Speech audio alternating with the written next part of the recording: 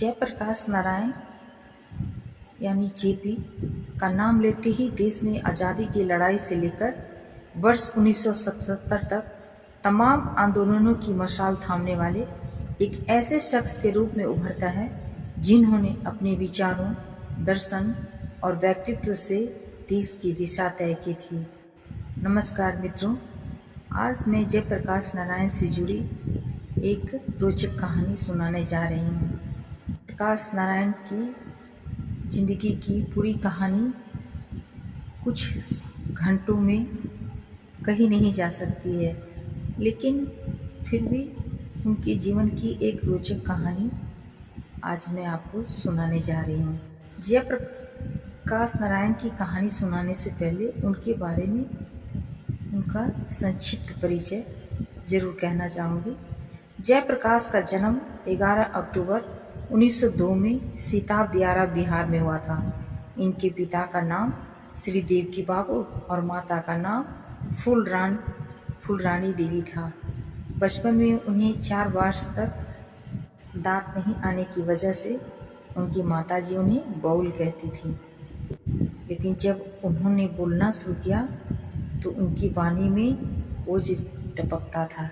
जयप्रकाश का नाम लेते ही एक साथ उनके बारे में लोगों के मन में कई छवियां उभरती हैं। लोकनायक के शब्द को असल में चरितार्थ करने वाले जयप्रकाश नारायण अत्यंत समर्पित जननायक और मानवतावादी चिंतक तो थे ही, इसके साथ साथ उनकी छवि अत्यंत शालीन और मर्यादित सार्वजनिक जीवन जीने वाले व्यक्ति की भी है। उनका समाजवाद का नारा आज भी हर तरफ गूंज रहा है। तो आज की कहानी है देवली का नर्क। जयप्रकाश नारायण आज़ादी की लड़ाई के समय अनेक यातनाओं और जेलों में अपने जीवन यापन किए। उसमें से ही एक देवली कैंप की कहानी है। देवली कैंप की कष्ट कथाओं की बड़ी लंबी कहानी है। उक्त कैंप जेल का निर्माण विदेशी सरकार ने राजबंदियों को त्रस्त करने के उद्देश्य से किया था। देवली कैंप जेल में प्रायः विभिन्न प्रांतों के खतरनाक बंदी ही रखे जाते थे। कोई भले ही यह सोच ले कि देवली पहुंचकर जयप्रकाश शांत हो जाते, उस निर्जन प्रदेश में उनका मस्तिष्क शिथिल हो जाता, मगर ऐसा सोचना गलत कहा जाएगा।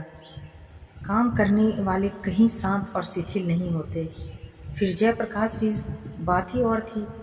वहाँ वह क्या सोच रहे थे, उनके दिमाग में क्या था, इसकी विभीषिका में नौकरशाही तंग आ गई। उनके एक पत्र पर इतना बवाला मचा कि देश का ध्यान देवली की ओर खींच गया। उनका वह पत्र नौकरशाही के हाथों में पड़ गया था। जयप्रकाश पर आरोप लग आने के ख्याल से उसने पत्र के कुछ अंशों के फोटो छपवाए, पर पत्र को पूरा प्रकाशित कर देने का साहस वह नहीं कर सकी। देवली कैंप जेल की भूख हड़ताल जयप्रकाश की दृढ़ता का ज्वलंत उदाहरण कहा जाएगा। स्टालिनवादी कम्युनिस्टों ने भी वहां जयप्रकाश से सहानुभूति प्रदर्शित करने के लिए भूख हड़ताल की थी, पर 15 दिनों बाद भी उन्हें अपनी नीति से हट जाना पड़ा। वही नहीं, दूसरे अनेकों क्रांतिकारियों ने भी जयप्रकाश का साथ त्याग दिया, मगर जयप्रकाश अटल और अडिग रहे। वह बराबर अपने साथियों के साथ डटे रहे। बीच में जयप्रकाश की हालत कमजोरी के कारण संकटापन्न हो गई, तो महात्मा गांधी ने भी उनसे अनुरोध किया कि वह भूख हड़ताल छोड़ दें, मगर उन्हें तो एक बार कदम उठाकर पीछे हटना नहीं आता था। आधिकारिक रूप में सरकार ने जयप्रकाश के गुप्त पत्र के जिन अंशों का प्रचार करना चाहा, उसमें महात्मा जी के व्यक्तिगत सत्याग्रह का विरोध किया गया था। उन्होंने अपने साथियों के सत्याग्रह का प्रतिज्ञा पत्र वापस लेकर गुप्त संगठन का आदेश दिया था। जो भी हो, सरकार चाहती तो यह थी कि जयप्रकाश और उनके साथियों के लिए महात्मा जी और कांग्रेस वालों के हृदय में घृणा का भाव उत्पन्न हो, पर महात्मा जी ने उस पर एक ऐतिहासिक वक्तव्य दिया जो कभी भुलाया नहीं जा सकता। महात्मा जी के विचार स्पष्ट थे। उन्होंने कहा, मैं जानता हूँ जयप्रकाश मेरी अहिंसा की नीति और सिद्धांत से सहमत नहीं, पर इसके लिए उन्हें दोष नहीं दिया जा सकता। उन्होंने अपने जीवन के अनेक वर्ष अमेरिका में बिताए हैं और विदेशों में ही उन्होंने अध्ययन किया है। ऐसी दशा में उनका दृष्टिकोण और विश्वास विदेशी आंदोलनों से अनुप्राणित हुआ है, तो वह स्वाभाविक है। मुझे हर्ष है उन्होंने जो कुछ किया है वह पूर्ण रूप से राष्ट्र की स्वतंत्रता के लिए है। मेरे और उनके तरीकों में मतभेद है, पर मैं एक क्षण के लिए भी उनके साहस, त्याग और विचारों की दृढ़ता में संदेह नहीं करता।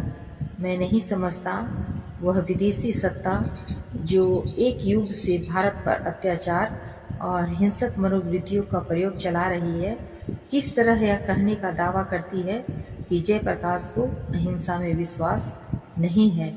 अतः वह निंदनीय है। यदि सरकार की नज़रों में सचमुच ही जयप्रकाश हिंसक मनोवृत्तियों के दोषी हैं, तो भी सर्वप्रथम अपराधी वह स्वयं है। अंग्रेजी शासन के दृढ़ स्तंभ क्लाइव और हेस्टिंग की रक्तिम होली खेलने की बात भुलाई नहीं जा सकती। छल कपट और अत्याचारों पर ही तो उनका साम्राज्य टिका है। भारत पर उसके जुल्म गहरे घाव के रूप में है। पहले वह उन जुल्मियों को सजा दे। महात्मा जी के वक्तव्य से सरकार को मुंह की खानी पड़ी। जयप्रकाश का आमरण अनशन देश में अकल्पित प्रतिक्रिया पैदा कर रहा था। विद्यार्थियों ने कानपुर, गुवाहाटी, बम्बई, कराची आदि नगरों में खुले प्रदर्शन किए। कई स्थानों में लाठी चार्ज हुआ। अंत को 32 दिनों की भूख हड़ताल के बाद सरकार को झुकना ही पड़ा। असेंबली में इसके विषय में अनेक प्रश्न पूछे गए। सरकार को उन बंदियों की सब शर्तें मंजूर करनी पड़ी और उन्हें अपने अपने प्रांतों की जेलों में बदल दिया गया। दिल्ली का नर्क समाप्त कर दिया गया। यह जयप्रकाश की महान विजय थी। यद्यपि इस भूख हड़ताल से उनका स्वास्थ्य काफी गिर गया था। अगस्त क्रांति में अगस्त 42 में जयप्रकाश का चिर प्रतीक्षित आंदोलन रंग पर आ गया। सभी नेता जेलों में ठूस दिए गए। जनता में अपार जोश था, पर आंदोलन की गतिविधि को नियंत्रित रखने और संचालन करने की योग्यता रखने वाला कोई नेता नहीं था। आंदोलन की रूपरेखा जयप्रकाश ने पहले ही बना रखी थी और उसी पर उन्होंने अपने साथियों को चलने का आदेश भी दे रखा था। नेताओं की गिरफ्तारी पर सारा आंदोलन समाजवादियों के हाथ में आ गया। समाजवादियों ने ही आंदोलन चलाने का अपना प्रोग्राम जनता को बतलाया। देश में हजारों पर्चे बांटे गए। यह अपरांत है कि यदि जयप्रकाश ने पहले से आंदोलन की रूपरेखा न बनाई होती और तैयारी न की होती, तो सरकार 42 के आंदोलन को सहज ही कुचलने में समर्थ हो जाती। देशव्यापी आंदोलन चल रहा था। जयप्रकाश अशांत मस्तिष्क अपनाए हजारीबाग के जेल में विवश थे।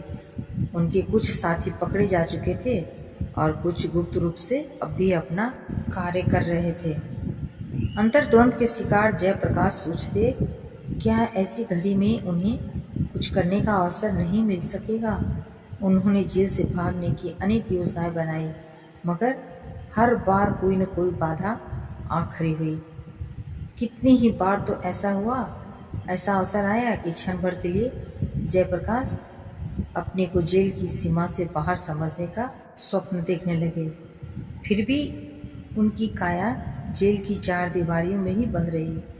उन दिनों जयप्रकाश का मस्तिष्क 24 घंटे के लिए स्वप्नों की भूमि बन रहा था।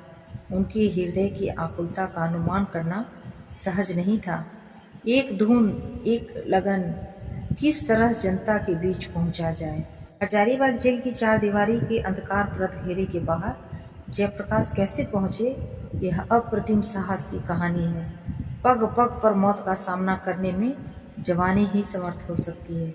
जवानी के दीवाने ही ऐसे होड़ ले सकते हैं। जयप्रकाश और उनके साथी उन्हीं कांटों की राह से चले, आकुल अंतर, आकुल प्राण। कामरेड रामनंदन मिश्र हजारीबाग जेल से जयप्रकाश के साथ भागने वाले एक साथी का वक्तव्य है, कांग्रेस का क्रांतिकारी संदेश पहुंचाने के लिए समाजवादी पार्टी का मिशन प्रचार के लिए मैं छद्म वेश में घूम रहा था। 23 सितंबर को मैं कटक के डिस्ट्रिक्ट मजिस्ट्रेट के यहाँ पहुँचा। मेरा विश्वास था कि उनके द्वारा वह संदेश दूसरे सरकारी अफसरों में प्रचारित हो जाएगा। 1 घंटा पूर्व मैं खुफिया बच्चों को एक चिट लिखकर दे आया था। मेरी इच्छा थी कि अपना उड़ीसा का कार्य समाप्त कर उसी रात मैं कलकत्ता चला जाऊं। अचानक ही मेरी आशा को एक भारी आघात लगा। मुझे बताया गया कि उक्त मजिस्ट्रेट का घर घेर लिया गया है और अब किसी ओर से भागने की राह नहीं मिल सकती। मेरे साथ एक कार थी। मैंने चालक को उत्साह दिलाया कि वह खुफिया पुलिस के घेरे से मुझे निकाल ले जाए। खुफिया पुलिस का व्यूह तोड़ने में वह सफल रहा। मुझे ठीक फाटक की ओर से ले भागा, मगर थोड़ी दूर जाकर ही उसका साहस छूट गया। उसके आत्मसमर्पण के साथ मैं बंदी बना लिया गया। कटक जेल में बंदी बनकर चुपचाप बैठना मुझे बहुत अखर रहा था। मेरी आंखों के आगे बाहर के साथी दिख रहे थे। उनकी व्याकुलता दिख रही थी। मैं जेल से बाहर होना चाहता था। उन दिनों सभी ओर से कार्य करने की व्याकुलता पर ही ध्यान टिक रहा था, मगर मेरी इच्छा सफल कैसे होती। जेल का प्रत्येक क्षण बेचैनी लिए आता और चला भी जाता। इसी अरसे में मुझे बरहामपुर और रसेलकुंडा आदि जेलों की दुनिया देखने का अवसर मिला। अंत में मेरा परिवर्तन हजारीबाग जेल में कर दिया गया। अब मैं अपने प्रांत में था और श्री योगेंद्र शुक्ल एवं सूर्य नारायण सिंह जैसे क्रांतिकारियों के बीच था। मजा यह था, वह सब भी मेरी ही तरह जेल से भागने के लिए उत्सुक हृदय हो रहे थे। बाहर की बेकली और भी उद्विग्नता पैदा कर रही थी।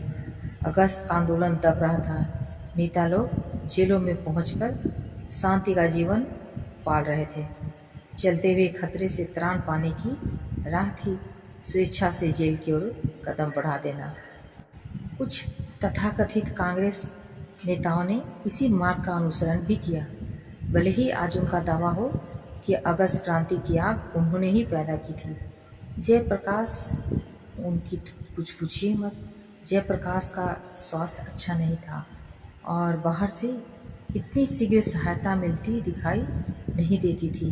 फिर भी हम लोग जेल में रहना नहीं चाहते थे। एक ही लगन थी, हमें बाहर जाना ही चाहिए। यही निश्चय रहा और इस बार हमारे इस निश्चय को बहुत ही कम लोग जान पाए। कई बार अपने विश्वस्त कहे जाने वाले कार्यकर्ताओं से हम लोग इस विषय में धोखा खाकर सचेत हो गए थे। 42 की दिवाली का योग था। सीधी सादी भाषा में कहिए, 8 नवंबर की 9:30 बजे की अंधियारी। इस अंधियारी में हमारे 6 साथी स्वतंत्रता की आखिरी मंजिल तय करने के लिए सेंट्रल जेल की 4 दीवारें लांघने में लाग गए। कहना नहीं होगा, जेल की दीवारें लांघने में हमें केवल 5 मिनट लगे। बात यह थी, कितने दिनों से हम अपने अनुभव दृढ़ साथी योगेंद्र शुक्ल की देखरेख में इसका अभ्यास कर रहे थे। योजना ऐसी थी जिसके सहारे बाहरी मदद की अपेक्षा किए बिना हम अपने उद्देश्य की पूर्ति कर सकते थे। जयप्रकाश की इस योजना का रहस्योद्घाटन करने के लिए बहुत बड़े बड़े इनाम रखे गए थे। जनता आज इस बात पर भी विश्वास करने को तैयार नहीं है कि हम बाहरी सहायता के बिना ही ऐसा करने में सफल हुए, मगर सत्य यही है। हमें इतनी कम समय में बाहरी मदद नहीं मिल सकती थी और जेल में स्टाफ की मदद खतरे से भरी हुई थी। हम केवल अपने ऊपर भरोसा रखने को बाध्य थे। भागने के लिए वही समय चुना गया जबकि हमारी देखरेख करने वाला आदमी आकर चला जाए। उसके आने जाने में 8 मिनट लगते थे, इसलिए हमें केवल 5 या 6 मिनट में भागने का कार्य पूरा करना था। जेल की दीवार 17 फुट के लगभग ऊंची थी। सोचना यह था कि हम में से यदि एक भी सीढ़ी पर पहुंच जाए तो बेड़ा पार हो जाए, मगर हमारे पास नहीं सीढ़ी थी, नहीं कोई रस्सी, इसलिए हमें मनुष्यों के कंधों की ही सीढ़ियां बनानी पड़ी। एक के कंधे पर दूसरे को चढ़ाना कठिन नहीं था, कारण हम प्रतिदिन यही करते थे। नई धोतियाँ जो उस समय हमें मिली थीं, रस्सी के रूप में जोड़कर सामने लाई गई। उसका एक सिरा जयप्रकाश की कमर से लगा था और वह दूसरे साथी के कंधे पर खड़े थे। नीचे योगेंद्र शुक्ल एक टेबल पर घुटने मुड़े बैठे थे। जयप्रकाश जब दीवार के ऊपर पहुंच गए तो रस्सी का दूसरा सिरा पकड़कर हम में से प्रत्येक फुर्ती और मुस्तैदी के साथ दीवार पर जा पहुंचा। जयप्रकाश और हमारे लिए यह कार्य अत्यंत सरल था। दीवार लांघ जाने के बाद हमारे एक साथी ने, जो भीतर ही था, धोतियों की रस्सी को बाहर फेंक दिया, जिसे हम लोगों ने फिर से धोतियों के रूप में बदल लिया। धोतियों का सिरा पकड़कर हम में से प्रत्येक फुर्ती और मुस्तैदी के साथ दीवार पर जा पहुंचा। यह प्रकाश और हमारे लिए कार्य अत्यंत सरल था। दीवार लांघ कर जाने के बाद हमारे एक साथी ने, जो भीतर ही था, धोतियों की रस्सी को बाहर फेंक दिया, जिसे हम लोगों ने फिर से धोतियों के रूप में बदल लिया। जब हम दीवार लांघ रहे थे, हमारे साथी भीतर नाच गा रहे थे। जो लोग हमारे इस साहसिक कार्य की जानकारी रखते थे, उनके कलेजे धड़क रहे थे, गले में कपकपाहट थी। इसीलिए हमारे भागने के लिए समय देने वाले अभिनय में भी वह नाकामयाब हो रहे थे। जो हो, यह नाटक उतनी ही सफलता के साथ पूरा हुआ जितनी सफलता अमृत मंथन के भव्य नाट्य में कही जा सकती है। मुसीबत की कहानी जेल से निकल जाने के बाद आरंभ होती है। भागने के 6 घंटे बाद तक जेल की टावर की रोशनी हमारी तलाश करती रही। दानव की आंख की तरह वह भी हम ही लोगों पर जमी पड़ी थी। खेतों, खोहों, जंगलों से हमें भागना पड़ रहा था। कभी वन वीथियों से, कभी कमर तक बढ़ी हुई घासों के बीच से। अजीब स्थिति थी। राह का ज्ञान नहीं, नंगे पैरों मार्ग तय करना पड़ रहा था। रह रह कर हृदय कांप उठता था। कहीं पकड़ लिए गए तो सब मंसूबे व्यर्थ, सारी कोशिशें बेकार। हम पल पल आशंका लिए आगे बढ़ रहे थे। हमारा प्रदर्शन कर रहे थे आकाश के नीरव तारे। 4 बजे प्रभात में हम थके थकाए एक पेड़ की सुरों पर बैठने को बाध्य हुए। जोड़ों की सर्दी पड़ रही थी और हमारे पास कपड़े बिल्कुल थे ही नहीं। मेरे पास सिगरेट की एक डिबिया और दिया सलाई थी। बस लकड़ियां और फूस चुनकर मैंने आग जलाई। उस भयानक और निर्जन प्रदेश में उस दिन हम 6 प्राणी उसी आग की चारों ओर बैठे रहे और थोड़ी देर बाद सो गए। बहुत देर तक सोना भी भाग्य में नहीं था। सूर्य की किरणें हमारे ऊपर आकर हमें सचेत करने लगी कि फौज और पुलिस का घेरा हमारे पीछे लगा होगा। इसीलिए हमें भागना चाहिए, तेजी से भागना चाहिए। उस समय हमारे पैरों में क्या हो गया था, आज भी यह हम नहीं सोच पा रहे हैं। हम बराबर भागते हुए अंतिम घड़ियों में महसूस हुआ कि हमारे पैर छलनी हो गए हैं। निसंबल भागना ही हमारे भाग्य में लिखा था। ठहरा तो यह था कि जब दीवार लांघ जाएंगे तो हमारा वह साथी जो भीतर रह गया है सामानों की गठरी बनाकर बाहर फेंक देगा। मगर गठरी की प्रतीक्षा में हमें चेतावनी मिली, भागो, पहरेदार आ पहुंचा। और हम लोग भाग चले। हाँ, तो हमारे पास जूते और गर्म कपड़े कुछ नहीं थे। हमें केवल चलना था, पेड़ की हरी टहनियों की लाठी बनाकर। उस पर काया का भार डालते हुए हम आगे बढ़े। अचानक ही एक तेंदुआ गरजा हम सबों की सिट्टी पिट्टी को, मगर खैर हुई कि वह दूसरी ओर चला गया। निभ्रांत रूप में प्रकृति हमारी मदद कर रही थी। प्रातःकाल की आभा में जंगलों को इतना सुहावना बना दिया था कि कुछ पूछिए मत। वहीं धूमि रमा देने की इच्छा होती थी। काश ऐसा सौभाग्य मिलता, मगर हमें तो आगे की ओर ही बढ़ते चलना था। 10 बजे तक हम बिल्कुल थक गए, साथ ही भूखी भी जोरों की लग गई। हम लोगों के पास जो कुछ पैसे थे वह सभी गर्म कोटों की जेबों में रह गए थे। मेरी कमीज की कफ में 100 रुपये का एक नोट सिला हुआ था जरूर, मगर इस जंगल में वह एक रद्दी कागज के टुकड़े से अधिक महत्व नहीं रखता था। हम लोगों ने फिर अपनी जेब टटोली और अंत में योगेंद्र शुक्ल की जेब से एक चवन्नी निकल ही आई। यह चवन्नी नहीं, हमारे लिए जीवन का वरदान थी, अन्यथा हम लोगों को उस निर्जन वन में भूख से तड़प कर सर्वदा के लिए सो जाना पड़ता। योगेंद्र शुक्ल नज़दीक के गांव से थोड़ा चिवड़ा और नमक खरीद लाए। हम लोग नज़दीक के झरने पर खूब डट कर नहाए। चिवड़ा और नमक को गले के नीचे उतारकर आगे चलने को बाध्य हुए तो पैरों ने साफ जवाब दे दिया। बहुत सी सोच विचार के बाद हम लोगों ने एक धोती फाड़ डाली और पैर को खूब कसकर बांध दिया। वह धोती खंड पट्टी और जूता दोनों का ही काम देने लगा।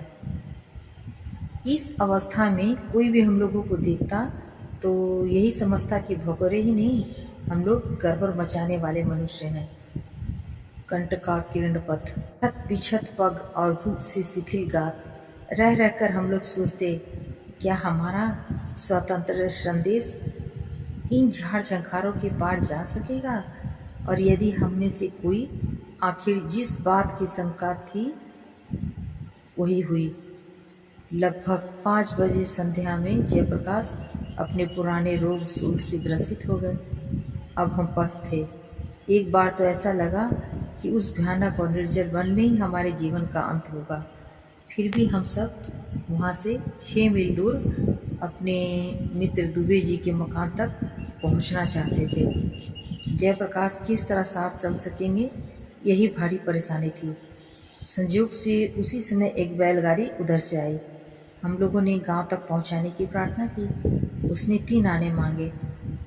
उत्फुट हृदय हम लोगों ने पहुंचाने के बाद और भी अधिक देने का वायदा कर दिया, मगर उसे चाहिए थे नकद रुपए। मेरे पास कलाई घड़ी थी, मैं उसे देने लगा। इस पर उसका संदेह और बढ़ गया। फिर तो सारी प्रार्थनाएं, सारे निवेदन एकदम व्यर्थ। गाड़ीवान हमारी कुछ सुने बिना ही आगे बढ़ गया। निराश होकर हम फिर जयप्रकाश के पास आए, वहीं जहां उन्हें जंगल में छोड़ दिया था। सोच लिया आज की भयानक रात यहीं बितानी है। हम लोगों ने फिर आग जलाई और उसके चारों ओर पात बांध कर बैठ गए। बिना जूता पैदल चले, बिना खाए इतनी दूर निकल आए, मगर अब क्या होगा। इधर जयप्रकाश का भयानक दर्द और हम लोगों को की घोर व्यवस्था। हाथ पर हाथ रखकर बैठने के अतिरिक्त कोई चारा नहीं था। सोच रहे थे कि संभवतः प्रकृति जयप्रकाश को कुछ सहारा दे। आखिर प्रभात हुआ। जिस स्थान पर थे वहीं जमे रहने का अर्थ निश्चित रूप से मृत्यु या पुलिस के हाथों अपने को सौंप देना। हमें दुबे जी के गांव पहुंचना था, इसी तरह अपनी स्थिति बनानी थी। इसलिए हम जयप्रकाश को ढूंढने के निश्चय पर पहुंचे। बारी बारी से जोड़े लगते। इस कार्य में योगेंद्र शुक्ल के पहलवानी शरीर ने बड़ा सहारा दिया। धीरे धीरे हम बस्ती के निकट आ गए। अब सामने छोटे छोटे पूर्वे पार करने थे। हम लोगों ने जनसंपर्क को बचाते हुए चलना ठीक समझा, जिसमें किसी को संदेह का अवसर नहीं मिले। 10 बजते बजते हम लोग बिल्कुल थक गए और आगे बढ़ने की हिम्मत भी छूट गई। बात यह थी कि करीब 2 घंटे से गांव वाले बताते जाते थे, अब पहुँचे तब पहुँचे, निकट, बहुत निकट ही गांव है। फिर भी वह गांव दूर ही था। अब तक जयप्रकाश ही अशक्य थे। संप्रति मेरी बारी भी आ गई। एक पेड़ के नीचे हमें बैठाकर शेष साथी आगे बढ़े। 1 घंटे की तलाश के बाद आखिर वह कामयाब हुए और खाने के लिए भोजन और पैसे लाए। 100 रुपये का नोट भून गया। अन्य सामानों में सबसे बढ़िया सामान थे 3 जोड़े फटे पुराने जूते। यहीं पहले पहल हम सुरक्षित जान पड़े और हमारे चेहरों पर खुशी की चमक आई। दोपहर से संध्या तक नहीं, कुछ रात तक हम लोगों ने आराम किया, सोए और बातें की। यहीं हमें एक बैलगाड़ी मिली, मगर उस पर 2 से अधिक के बैठने की गुंजाइश नहीं थी। बहरहाल जयप्रकाश और मैं गाड़ी पर चले और शेष साथी पैर घसीटते आगे बढ़े। गाड़ी हम लोगों को जंगल के बीच से ले चली। आधी रात के समय गाड़ीवान ने बताया कि हम लोग गया और हजारीबाग की सीमा पर हैं। धड़कते हुए हृदय से 1 घंटे में हम सीमा लांघ गए और वहीं उस विश्वस्त और ऐतिहासिक बैलगाड़ी ने हमारा साथ छोड़ दिया। हम उतर गए। आराम करने का निश्चय हुआ। अग्निसेवन के साथ अपना सामान भी संभाला अच्छी तरह। हमारे पास था थोड़ा सा भोजन, थोड़े से पैसे, फटा पुराना जूता और चिथरे चिथरे हो रहे कपड़े। यही तो हमारा सामान था। कहने को हम उस समय परम दरिद्र थे, पर इसकी परवाह हमें नहीं थी। निश्चय ही उस समय हम शहंशाह थे। हमारे चेहरों पर खुशी का रंग था। हम कैदी नहीं, स्वतंत्र थे। यहाँ हम निर्भय होकर सोए, भूत और भविष्य की कल्पना से बहुत दूर शांत चित्त होकर सोए। अब हजारीबाग जेल को चुनौती देकर हम आगे निकल चुके थे। जयप्रकाश के हाथ से निकल जाने के बाद जेल अधिकारियों ने अत्यंत उग्र रूप धारण किया और रहे सहे 4 साथियों पर नाना प्रकार के जुल्म उठाए। इस घटना के बाद जयप्रकाश की धर्मपत्नी श्री प्रभावती को दूसरे जेल में ही रात में बंद कोठरी में ही सोने का आदेश दिया गया। बिहार की नौकरशाही और जयप्रकाश की टोली के बीच चलने वाली होड़ में दूसरा पक्ष ही हम अपनी दूरदर्शिता, अनुभव और कार्य संलग्नता के कारण विजयी हुआ। पुलिस की गार्डें जंगल की ओर भगौरों को पकड़ने को भागी। वायुयान के सहारे जंगल की छानबीन की गई, मगर नौकरशाही के समस्त प्रयास निसफल हो गए। जयप्रकाश उसकी पहुंच से बाहर हो चुके थे। जयप्रकाश पैदल ही यात्रा करते हुए गया और आरा पार कर 15 दिनों के बाद बनारस पहुंचे। वहां उन्होंने कुछ साथियों से भेंट की और इस यात्रा में उन्हें महान कठिनाइयों का सामना करना पड़ा और शरीर भी कमजोर हो गया। उनकी दाढ़ी भी काफ़ी बढ़ गई थी। अपनी इस यात्रा के समय उन्हें दुकानदारों, फेरी वालों के साथ रहना पड़ा और नदी में स्नान करना पड़ा। वह अपने हाथ में डंडा लिए हुए ठेठ देहाती जैसे प्रतीत होते थे। घुटनों के ऊपर तक बंधी हुई धोती, वह भी निपट मैली, लंबी बाहों का लंबा कुर्ता और सिर पर मैली चादर का पगड़ उनके देहाती पने में 4 चांद लगा देते थे। अक्सर ग्रामीण लोग उनसे ऐसे प्रश्न पूछते जिनका उत्तर देना और उनके लिए मुश्किल पड़ जाता। वह उनका नाम, पिता का नाम, पेशा आदि ऐसे प्रश्न बिना किसी उद्देश्य के पूछते जिनका उत्तर खतरे से खाली नहीं कहा जा सकता था।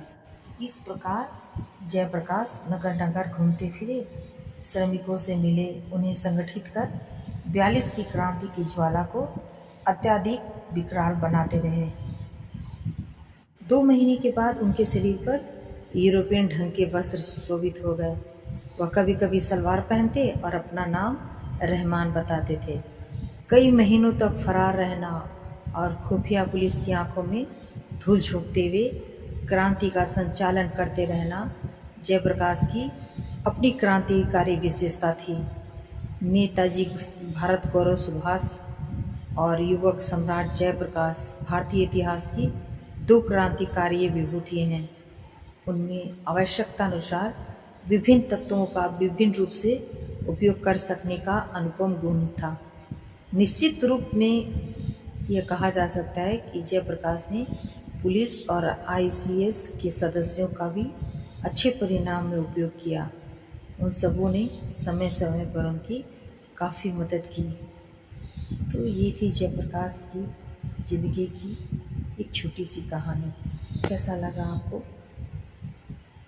और कहानियों के लिए हमसे जुड़िए। धन्यवाद।